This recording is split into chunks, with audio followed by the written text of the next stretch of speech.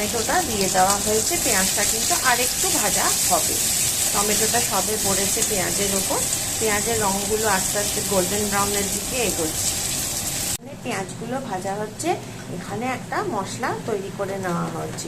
একটুখানি জল নিয়ে তার মধ্যে কাশ্মীরি লঙ্কা গুঁড়ো, এমনি লঙ্কা গুঁড়ো, হলুদ আর একটুখানি ধনে জিরে গুঁড়ো দেওয়া হয়েছে। এরপরে আদা রসুনের পেস্টটা এর মধ্যে দিয়ে একটা মশলা, একটা পেস্ট বলা যেতে পারে, ঘন করে রেডি করে নেওয়া হবে।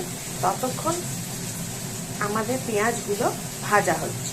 যেমন বলেছিলাম, আদা রসুনের পেস্ট দিয়ে এই যে মশলাটা দেখো রেডি হয়ে গেছে, যথেষ্ট ঘন হয়েছে। এটা রেডি করে রেখেছি। ইন দ্য মিন টাইম আমাদের ওখানে কিন্তু পেঁয়াজটা ভাজা হচ্ছে। এইবারে মশলাটা কিন্তু স্লো আঁচেতে কষা হচ্ছে।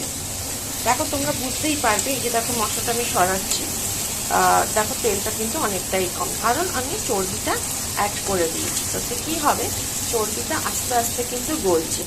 ঠিক আছে, এই গ্যাস কিন্তু আমার আস্তে করা আছে, খুব খুব সিম করা আছে আমি কথা বলবো না, আবার মানে খুব জোর আছে সেটাও বলবো না। এখন মশলাটা আরেকটু কষা হবে।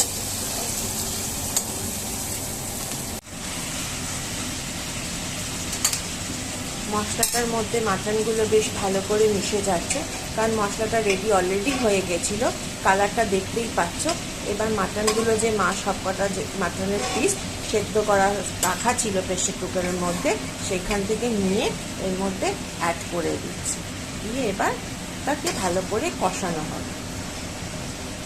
আলুগুলো দিয়ে দেওয়া হয়েছে, দিয়ে এবার ওটা মশলার সাথে কষানো হচ্ছে।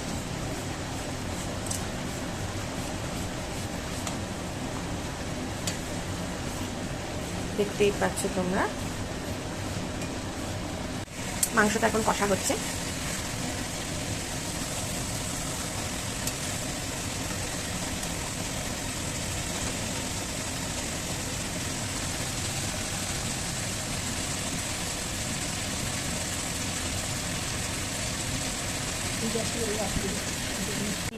সেইটা অ্যাড করেছি, সেই স্টকটা মাটনের অ্যাড করার পর এটা এই পরিস্থিতিতে দাঁড়িয়েছে। দাঁড়ানোর পর আমরা একটু নেড়ে চেড়ে এটাকে এখন চাপা দিয়ে দিচ্ছি। দেখো আমাদের মাংসটা রেডি হয়ে গেছে।